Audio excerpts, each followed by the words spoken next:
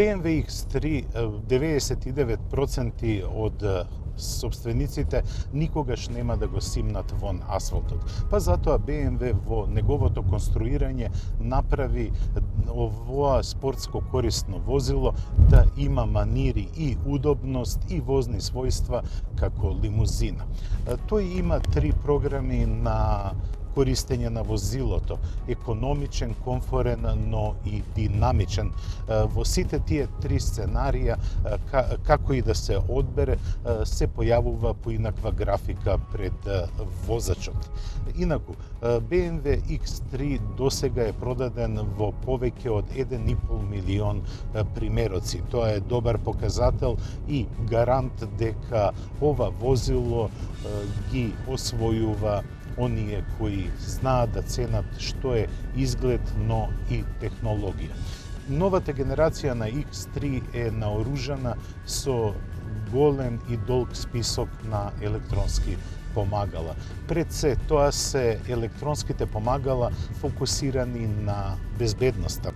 Па така, во градски услови го имате системот за заштита на пешаците, кој благодарение на 3 типа сензори, ултрасонични, видео и радарски, да ја скенираат целото обкружување на возилото и сходно на тоа да постапуваат заштитнички и по патниците во автомобилот, но и по пешаците.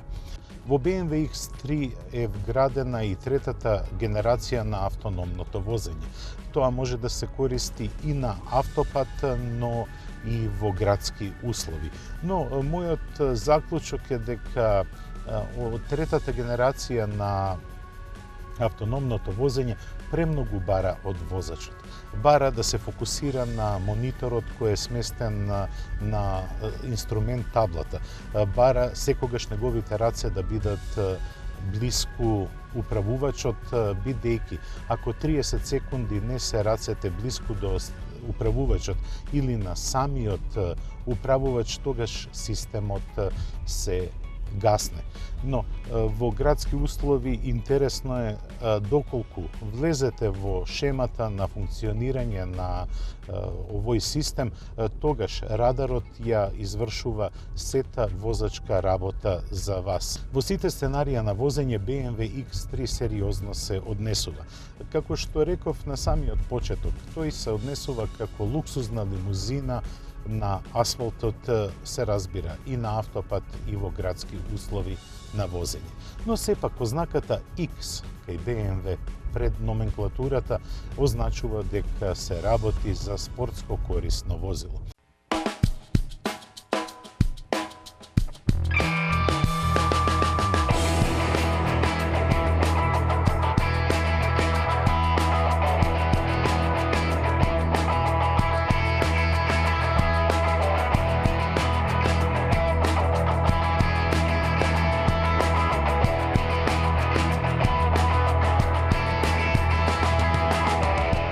Тројката се однесува супериорно на асфалтиран пат, но сепак тоа е спортско корисно возило и мене ме интересира дали X3 ги задржа своите перформанси и манири на теренот.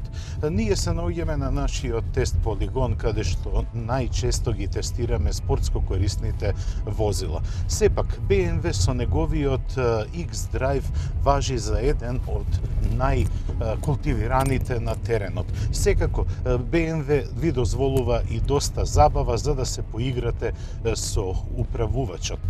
Возењето на неасфалтиран пат не е некој предизвик за BMW X3. Ние му подготвивме една специјална забава, а тоа е да ќе ги испробаме неговите алпинистички својства. Ќе го форсираме на агол поголема од 25 степени во искачување, а исто така ќе ги испробаме неговите можности кога ќе се спушта низ брдо. Исто така му приредивме една забава низ шума. Па да почнеме прво со забавата низ шума.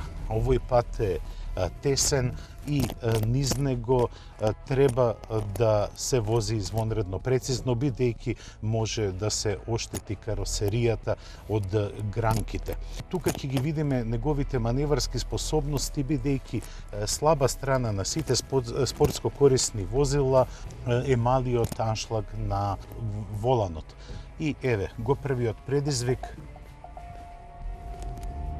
Електрониката не опоменува дека сме преблиску, но ние поминавме без никакви проблеми. Ова е сосема добар успех за едно спортско корисно возило од овој калибар, бидејќи X3 со својата цена од тестираниот модел од 82.230 евра спаѓа во класата и на по-скапите и поголемите теренци. Но, да ги видиме какви се неговите способности на спуштање. Овој агол не е наивен, иако на нашата камера може би делува дека е премногу благ. Но нема потреба ниту електрониката да интервенира.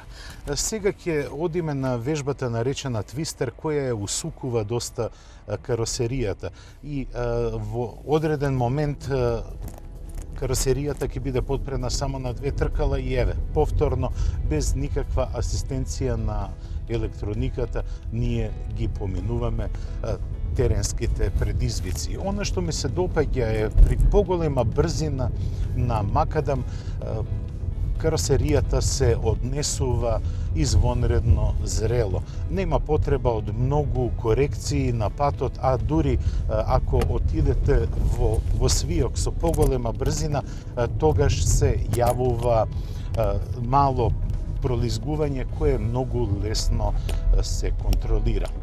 И јас ви ветив дека ќе одиме и на едно искачување кое е атипично за класата, но еве ме.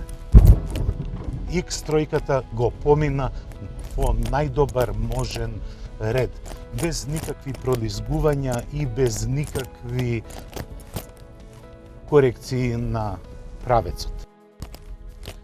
BMW X3 е комплетно возило.